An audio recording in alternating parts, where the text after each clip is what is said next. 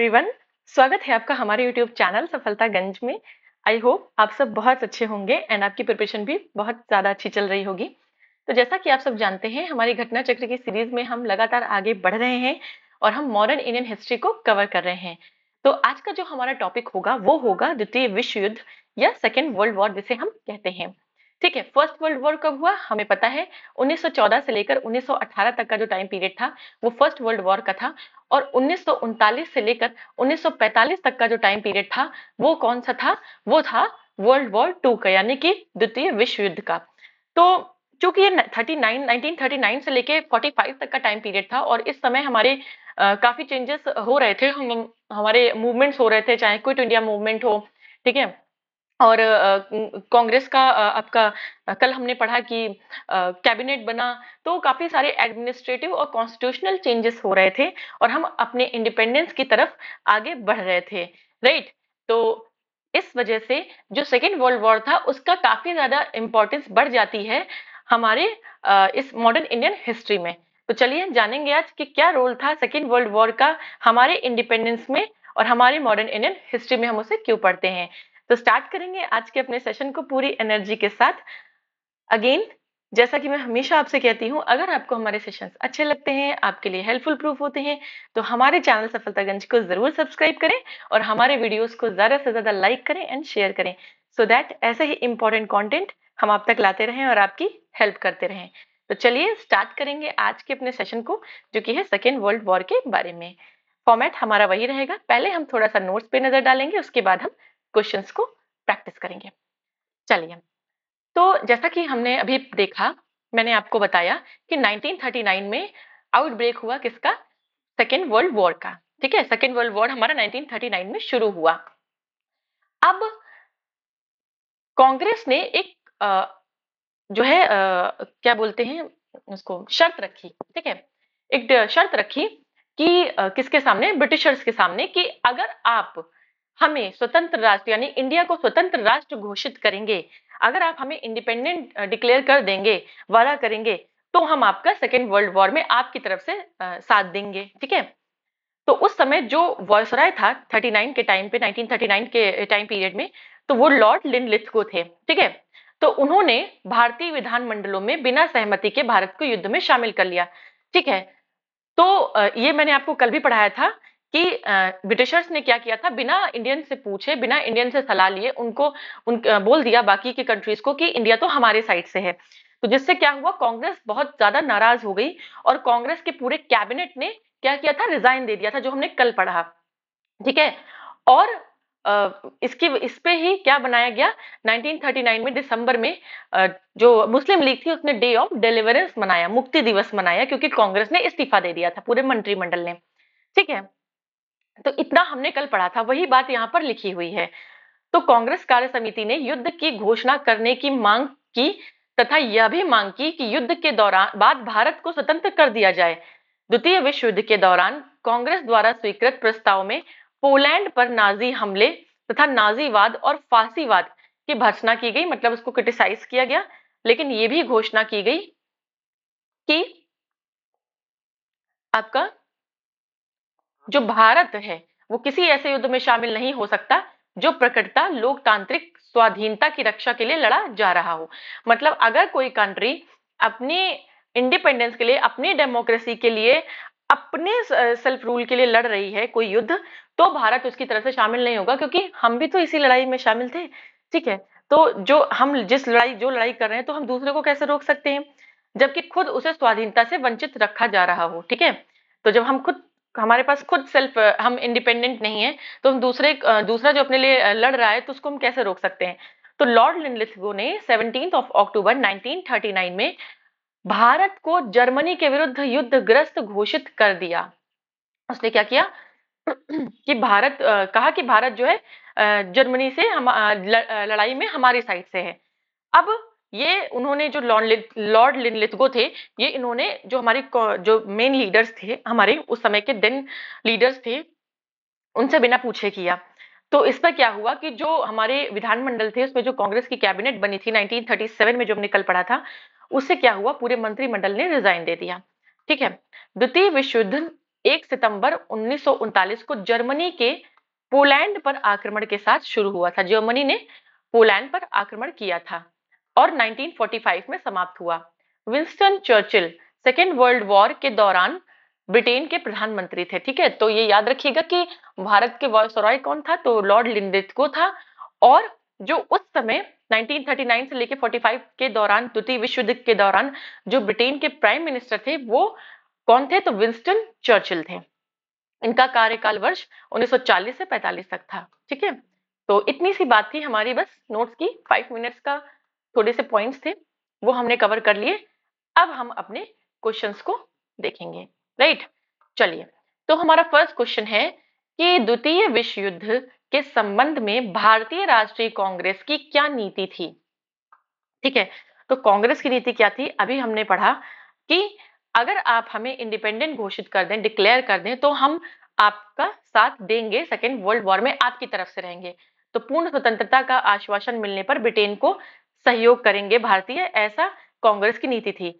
Britain को सक्रिय सहयोग करेंगे, पर शर्त थी कि हमारा सपोर्ट करिए, तटस्थता नहीं, उपयुक्त में से कोई नहीं, ये भी आपका गलत है। तो ए ऑप्शन आपका करेक्ट हो जाएगा कि जब आप हमें पूरी तरीके से आश्वासन देंगे कि आप हमें इंडिपेंडेंट डिक्लेयर कर देंगे आफ्टर सेकेंड वर्ल्ड वॉर, तो हम आपकी तरफ से लड़ेंगे। ठीक है, चलिए,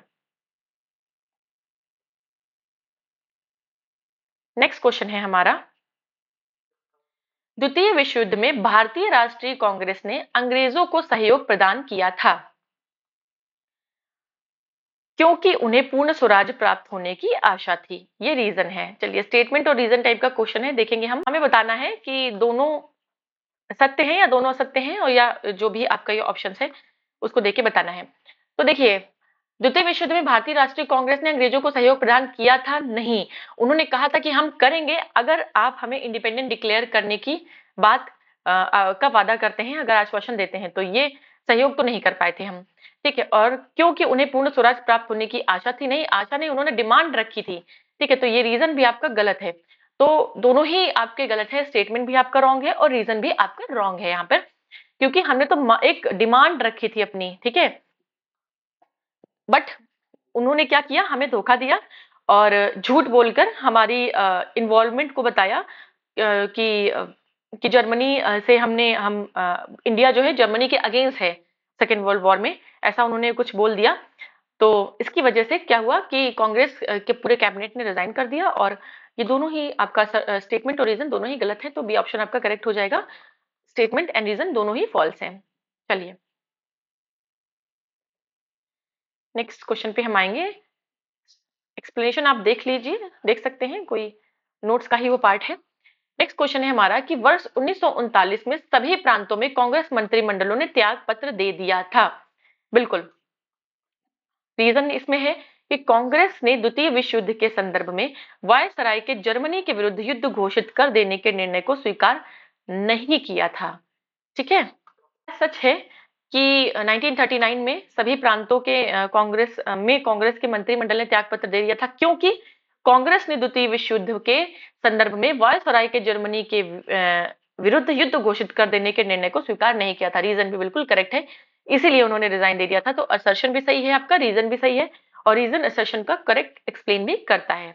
चलिए, तो आपका ए ऑप्शन जो है वो करेक्ट हो जाएगा। राइट, नेक्स्ट क्वेश्चन हम देखेंगे अपना। नेक्स्ट क्वेश्चन है कि 1939 में कांग्रेस मंत्रिमंडल ने 7 प्रांतों में त्याग पत्र दे दिया था, क्योंकि रीजन क्या था,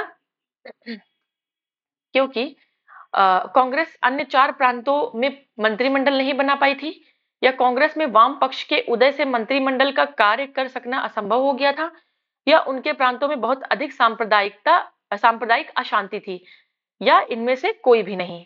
जैसा कि अभी हमने पढ़ा कि त्याग पत्र क्यों दिया था, क्योंकि हमें शामिल कर लिया गया था, ऐसा बोला गया था झूठ कि हम ब्रिटेन की तरफ से लड़ रहे हैं द्वितीय विश्व युद्ध, जबकि उन्होंने हमारी शर्त को एक्सेप्ट नहीं किया था, हमारी डिमांड को, कि उन्होंने नहीं कहा था कि हम आपको इंडिपेंडेंट डिक्लेयर कर देंगे अगर आप हमारी साइड से युद्ध लड़ेंगे। तो ये था रीजन, ये ना तो ए रीजन था, ना तो बी रीजन था, ना तो सी रीजन था, तो इनमें से कोई भी रीजन नहीं था, रीजन दूसरा था जो मैंने अभी आपको बताया। ठीक है, तो डी ऑप्शन आपका करेक्ट होगा। चलिए, नेक्स्ट है द्वितीय महायुद्ध कब समाप्त हुआ, या महायुद्ध या विश्व युद्ध, तो 1945 में ये समाप्त हुआ था। ठीक है, 1945 करेक्ट ऑप्शन है आपका। नेक्स्ट है द्वितीय विश्व युद्ध के समय ब्रिटेन के प्रधानमंत्री कौन थे, तो सेकेंड वर्ल्ड वॉर के समय जो ब्रिटेन के प्रधानमंत्री थे वो विंस्टन चर्चिल थे। इनका टाइम पीरियड जो था 1940 से लेकर 1945 तक था। राइट, तो सी ऑप्शन आपका करेक्ट हो जाएगा। नेक्स्ट क्वेश्चन पर हम आएंगे।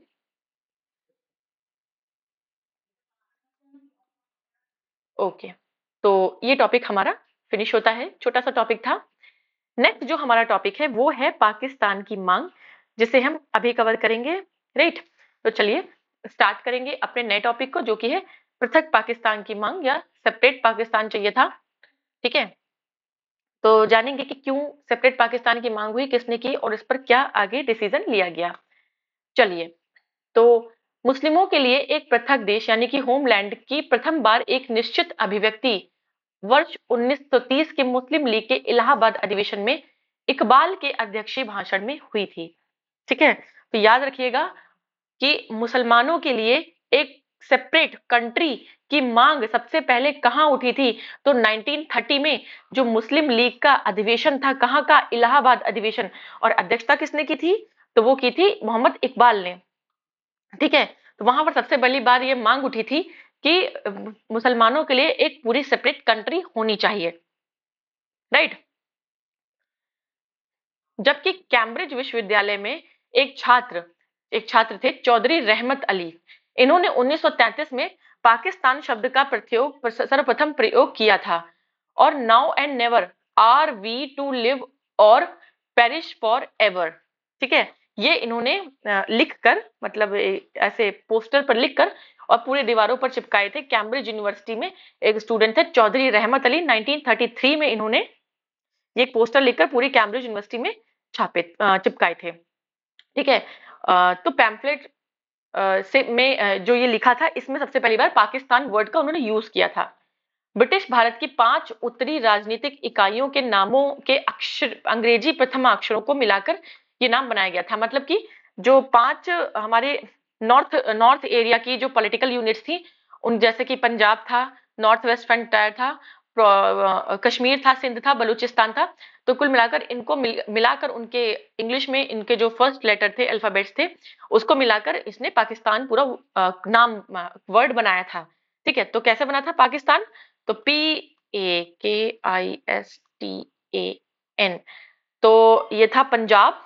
ठीक है, पंजाब और कश्मीर और आपका सिंध, ठीक है, बलूचिस्तान, ठीक है, पंजाब और नॉर्थ वेस्ट फ्रंटियर।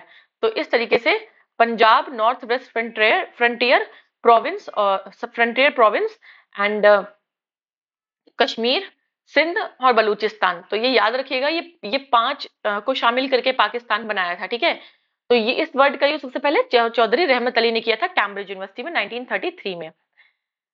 22 मार्च से 24 मार्च 1940 को मुस्लिम लीग का लाहौर अधिवेशन हुआ। ठीक है, तो इलाहाबाद अधिवेशन याद रखिएगा एक मुस्लिम लीग का, नहीं, और लखनऊ अधिवेशन भी याद रखिएगा। 1916 में लखनऊ में ही हुआ था, कांग्रेस का भी और मुस्लिम लीग का भी। तो ये इंपॉर्टेंट है क्योंकि पहली बार कांग्रेस और मुस्लिम लीग एक साथ एक मंच पर आए थे। उसके बाद 1930 का मुस्लिम लीग का अधिवेशन इंपॉर्टेंट है, इलाहाबाद का, जिसकी अध्यक्षता मोहम्मद इकबाल ने की थी, जिसमें पहली बार एक separate country for the Muslims की डिमांड उठी थी। ठीक है, और 1940 का इंपॉर्टेंट है। ठीक है, जो कि लाहौर में हुआ था, और इसकी अध्यक्षता किसने की थी, तो मोहम्मद अली जिन्ना जी ने की थी। ठीक है, और इसमें एक भारत से अलग कर कर एक मुस्लिम राष्ट्र पाकिस्तान की मांग की गई थी कि भारत से अलग कर कर एक मुस्लिम कंट्री बनाए जिसका नाम पाकिस्तान रखा जाएगा। जिन्ना ने उस अधिवेशन में भाषण देते हुए कहा था कि वो एक अलग मुस्लिम राष्ट्र के अतिरिक्त और कुछ स्वीकार नहीं करेंगे, मतलब किसी भी और चीज पर राजी नहीं होंगे। ठीक है, और सरोजनी नायडू जी ने तो मोहम्मद अली जिन्ना को हिंदू मुस्लिम एकता का दूत कहा था, बट अब उन्होंने देखिए क्या कर दिया। ठीक है, सेपरेट पाकिस्तान की मांग कर रहे थे। देश के प्रथम प्रधानमंत्री पंडित जवाहरलाल नेहरू ने अपनी पुस्तक डिस्कवरी ऑफ इंडिया, ठीक है, इनकी बुक है पंडित जवाहरलाल नेहरू की, याद रखिएगा, डिस्कवरी ऑफ इंडिया के पेज नंबर 352 पर उल्लेख किया है कि मोहम्मद इकबाल ने उनसे मुलाकात के दौरान कहा था कि आप यानी कि जो पंडित जवाहरलाल नेहरू हैं वो एक राष्ट्रभक्त हैं, लेकिन जबकि जिन्ना जो है वो एक राजनीतिज्ञ है, यानी कि आप एक राष्ट्रभक्त हैं जबकि जिन्ना एक पॉलिटिशियन है। तो आप डिवोटेड हो सकते हैं भारत के लिए, लेकिन जिन्ना वक्त आने पर अपने रंग दिखाएंगे, और उन्होंने दिखाया। ठीक है। मार्च 1940 में लाहौर में आयोजित हुए मुस्लिम लीग के वार्षिक अधिवेशन में जिन्ना के द्विराष्ट्र सिद्धांत को मान्यता दी गई, और इस प्रस्ताव का प्रारूप किसने तैयार किया? सिकंदर हयात खान ने तैयार किया, और उसे फजलुल उल हक ने 23 मार्च 1940 को प्रस्तुत किया था। ठीक है, तो याद रखिएगा कि किसने प्रस्ताव तैयार किया? तो सिकंदर हयात खान ने, और प्रस्तुत किसने किया? तो फजलुल उल हक ने उसको प्रस्तुत किया। इसी तिथि की स्मृति में 23 मार्च 1943 को मुस्लिम लीग द्वारा पाकिस्तान दिवस मनाया गया। तो एक दिवस याद रखिएगा, कौन सा? मुक्ति दिवस, मुक्ति दिवस, डे ऑफ डिलीवरेंस जिसे हम बोल गया था। ये मनाया गया था आपका 22 दिसंबर 1939 को। ठीक है, जब कांग्रेस मंत्रिमंडल ने त्यागपत्र दे दिया था। तो ये एक मुक्ति दिवस याद रखिएगा, और एक ये पाकिस्तान दिवस याद रखिएगा, दोनों में कंफ्यूज मत होइएगा। ठीक है, तो पाकिस्तान दिवस 23 मार्च 1943 को मनाया गया था मुस्लिम लीग के द्वारा। तो ये छोटा सा हमारा पार्ट था नोट्स का। अब हम करेंगे अपने क्वेश्चंस को। तो चलिए स्टार्ट करेंगे हम अपने क्वेश्चंस को, फटाफट से ये टॉपिक को कवर हम कर लेंगे। पहला क्वेश्चन है हमारा कि भारतीय मुसलमानों के पृथक राज्य के लिए पाकिस्तान शब्द का प्रयोग सबसे पहले किसने किया था? तो अभी हमने पढ़ा कि चौधरी रहमत अली ने कैम्ब्रिज यूनिवर्सिटी में जो पर्चे बांटे थे, जो पैम्पलेट बांटे थे, उसमें इन्होंने सबसे पहली बार 1933 में किसका यूज किया था? पाकिस्तान वर्ड का यूज किया था। 5 प्रोविंसेस को नॉर्थ इंडिया के पॉलिटिकल यूनिट्स को मिलाकर बना था जो। चलिए, तो चौधरी रहमत अली हमारा करेक्ट आंसर हो जाएगा। राइट। चलिए, नेक्स्ट है मुसलमानों के लिए पृथक राष्ट्र का विचार किसने दिया था? तो सबसे पहले अगर बात करें कि मुसलमानों के लिए पृथक राष्ट्र का विचार, तो वो मोहम्मद इकबाल ने दिया था 1930 के, क्या 1930 के मुस्लिम लीग के इलाहाबाद अधिवेशन में, इलाहाबाद अधिवेशन में। ठीक है, याद रखिएगा। चलिए, ये आप स्टेट एक्सप्लेनेशन देख सकते हैं, ऑलमोस्ट सेम होता है नोट्स की तरह। जहां कुछ अलग होता है वो मैं आपको अगर कुछ अलग होता है तो मैं आपको करा देती हूँ। नेक्स्ट क्वेश्चन है हमारा कि निम्नलिखित में से किसने सबसे पहले भारत में एक पृथक मुस्लिम राज्य का प्रस्ताव रखा था? प्रस्ताव की बात है तो मोहम्मद इकबाल ने रखा था। ठीक है, अभी हमने सेम क्वेश्चन ऊपर किया है। नेक्स्ट क्वेश्चन है हमारा, पाकिस्तान के अलग राज्य आंदोलन का नेतृत्व किसने किया था? पाकिस्तान के अलग राज्य आंदोलन का नेतृत्व मोहम्मद अली जिन्ना जी ने किया था। ठीक है, उन्होंने ही तो कहा था 1940 के लाहौर अधिवेशन में कि इसके अलावा एक separate country for the Muslims के अलावा वो कुछ भी एक्सेप्ट नहीं करेंगे। राइट। चलिए, नेक्स्ट क्वेश्चन है निम्नलिखित में से किसने मोहम्मद अली जिन्ना को हिंदू मुस्लिम एकता का दूत कहा था? तो ऐसा सरोजनी नायडू जी ने कहा था, बट उनका जो स्टेटमेंट था वो, ठीक है, कब कहा था? तो 1919 के पार्लियामेंट सिलेक्ट कमेटी के सामने जब जिन्ना गवाही दे रहे थे तो पूछा गया कि क्या आप सचमुच भारतीय राष्ट्रवादी की हैसियत से बोल रहे हैं? तो उन्होंने उत्तर में बोला कि हाँ, मैं भारतीय राष्ट्रवादी की हैसियत से बोल रहा हूं। उसके बाद मेजर ऑक्सबी गोर ने पूछा कि आप राजनीतिक जीवन में मुसलमान और हिंदू के बीच में भेदभाव को जल्दी से जल्दी दूर कर देना चाहते हैं? तो जिन्ना जी ने क्या कहा था?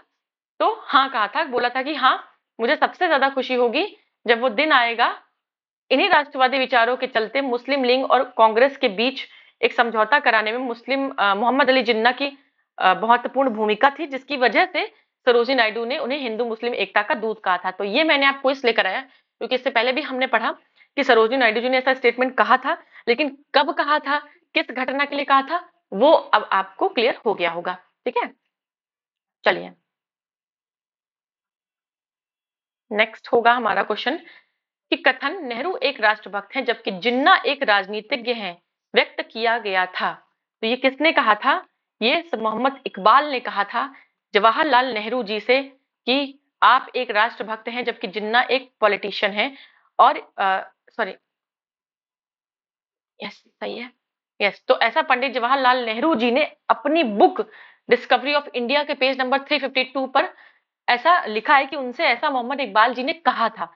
तो दो क्वेश्चन बनते हैं कि ये किसने लिखा था, ठीक है, तो अपनी बुक में किसने लिखा था, तो पंडित जवाहरलाल नेहरू जी ने लिखा था, और किसने कहा था, तो मोहम्मद इकबाल ने कहा था। राइट, चलिए नेक्स्ट क्वेश्चन है हमारा, निम्नलिखित में से कौन एक कथन मोहम्मद अली जिन्ना के विषय में सही नहीं है? वो दो राष्ट्र सिद्धांत के समर्थक थे, बिल्कुल, हिंदू के लिए अलग, मुस्लिम के लिए अलग। 1940 के मुस्लिम लीग के लाहौर वार्षिक अधिवेशन की अध्यक्षता की थी, ये भी आपका करेक्ट है। वो असहयोग आंदोलन में उन्होंने भाग नहीं लिया था, ये भी आपका करेक्ट है। वो सदैव डायरी रखते थे, क्या पूछा था, सही नहीं, हाँ, तो ये क्वेश्चन में देख लेती हूँ एक बार, स्किप हो गया दिमाग से मेरे। अच्छा, सही नहीं है, यस, तो सब सही थे। यस, वो उन्होंने सहयोग आंदोलन में भाग नहीं लिया था, और वो सदैव डायरी रखते थे, ये इनकरेक्ट है। नेक्स्ट है हमारा, नेक्स्ट क्वेश्चन होगा, मुस्लिमों के लिए पृथक देश की पहली बार एक निश्चित अभिव्यक्ति कहाँ हुई? तो ये हुई 1930 में, जो इलाहाबाद का अधिवेशन था मुस्लिम लीग का, उसमें मोहम्मद इकबाल ने की थी। ठीक है, तो ये ऑप्शन ए आपका करेक्ट होगा। नेक्स्ट क्वेश्चन होगा हमारा, नाउ एंड नेवर पैम्फलेट किसने लिखा था?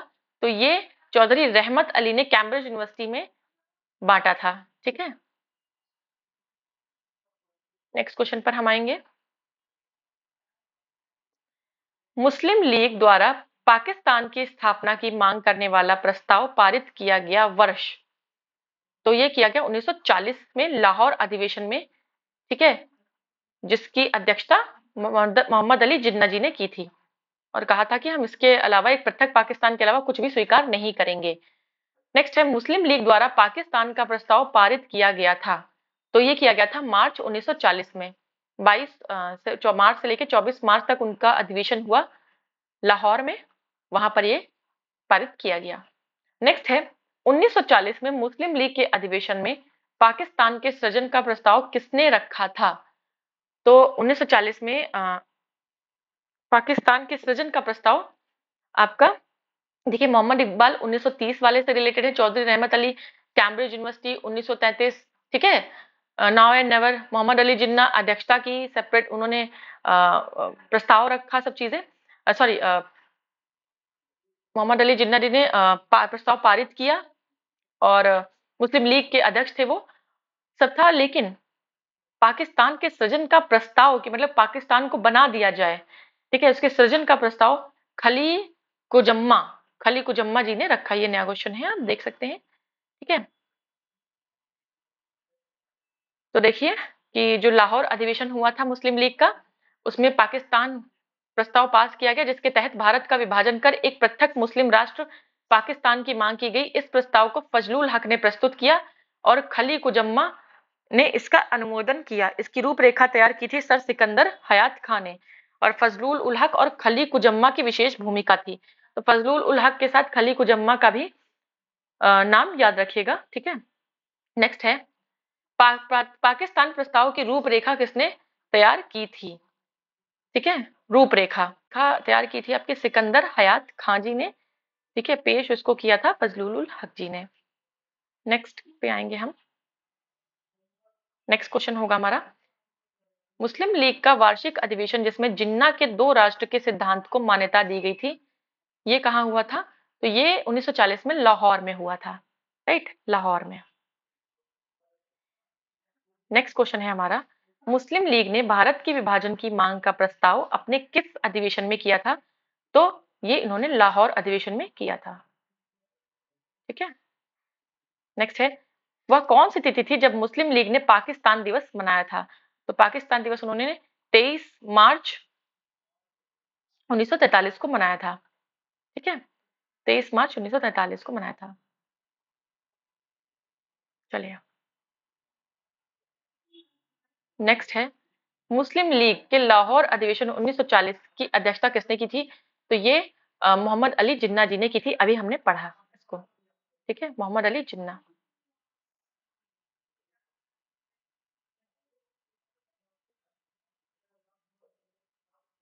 ओके, तो ये टॉपिक भी हमारा फिनिश होता है। नेक्स्ट टॉपिक जो है हमारा वो है व्यक्तिगत सत्या। अभी हम अभी कवर करेंगे, काफी छोटा सा टॉपिक है, तो इस टॉपिक को भी हम जल्दी से अभी कवर कर लेंगे, क्योंकि हमें जल्दी जल्दी टॉपिक्स कवर करने हैं, हमें जल्दी से हिस्ट्री खत्म करनी है और अपना नेक्स्ट जो सब्जेक्ट है उसको स्टार्ट करना है।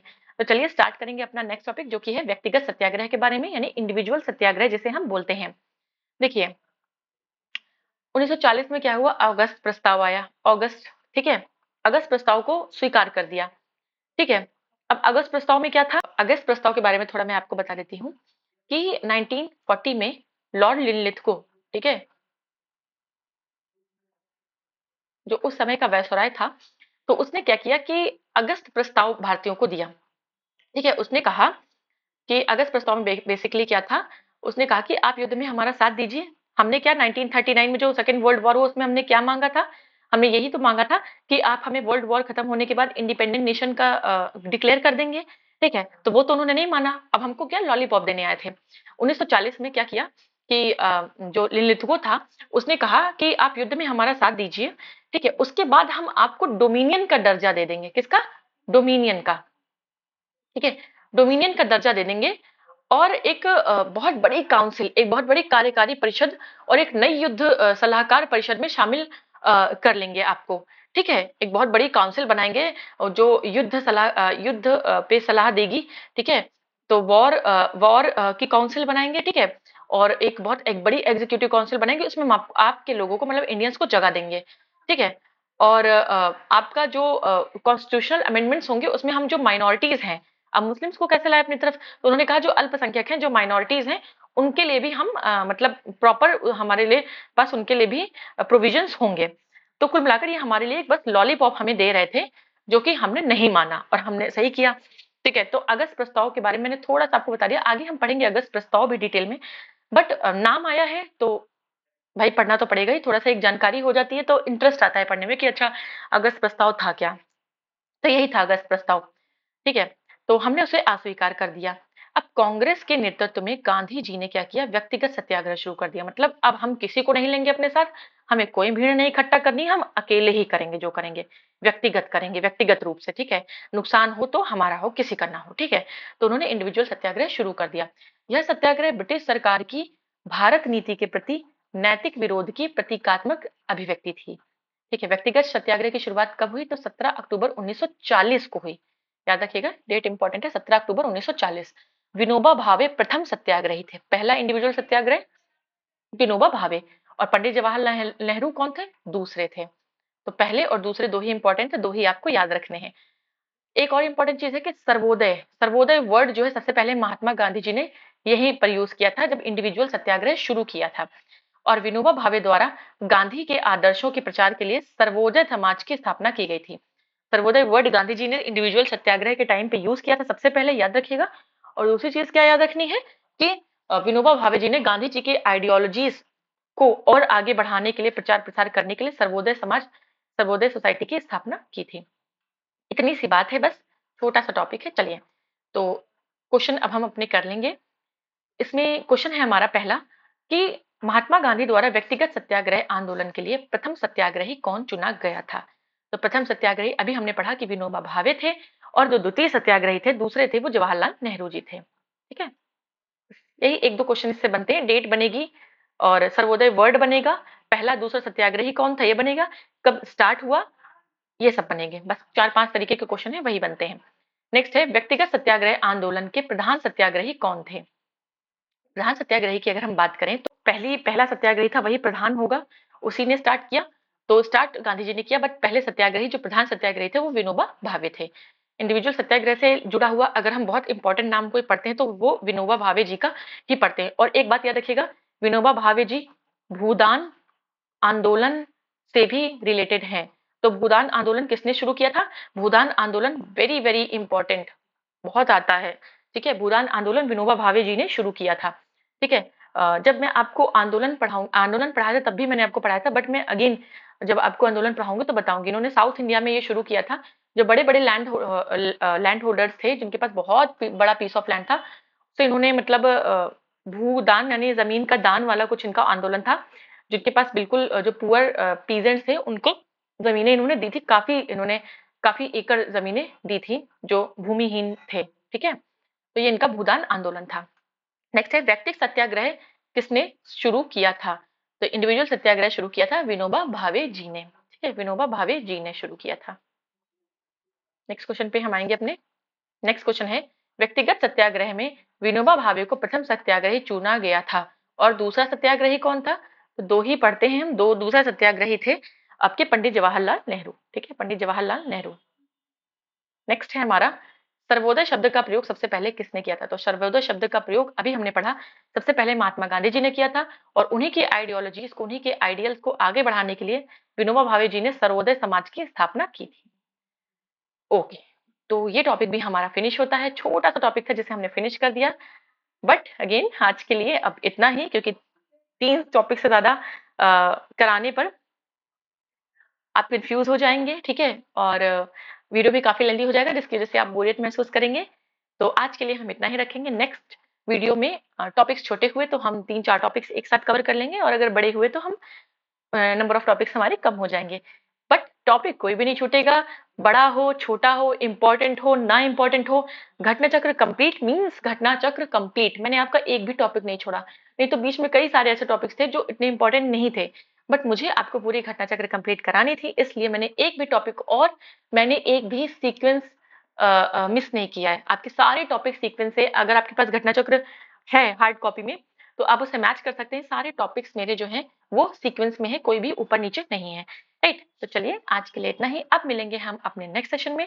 तब तक के लिए अगर आपने वीडियो को अभी तक नहीं शेयर किया है तो शेयर कर दें, लाइक करें, और हमारे चैनल को अगर अभी तक सब्सक्राइब नहीं किया है तो जल्दी से सब्सक्राइब कर दें और अच्छा रिस्पॉन्स दें, सो दैट हमें भी मोटिवेशन मिले और आप तक हम ऐसे ही अच्छे कंटेंट पहुंचाते रहें और आपकी हेल्प करते रहें। और हमारे वीडियोस को जरूर शेयर करें अपने सारे वनडे एग्जाम्स की प्रिपरेशन करने वाले सारे दोस्तों के साथ, सारे जो भी आपके जानने वाले हैं जो भी वनडे एग्जाम्स की प्रिपरेशन कर रहे हैं उन सबके साथ आप शेयर करें। चलिए आज के लिए इतना ही। अब मिलेंगे हम अपने नेक्स्ट वीडियो में। तब तक के लिए गुड बाय।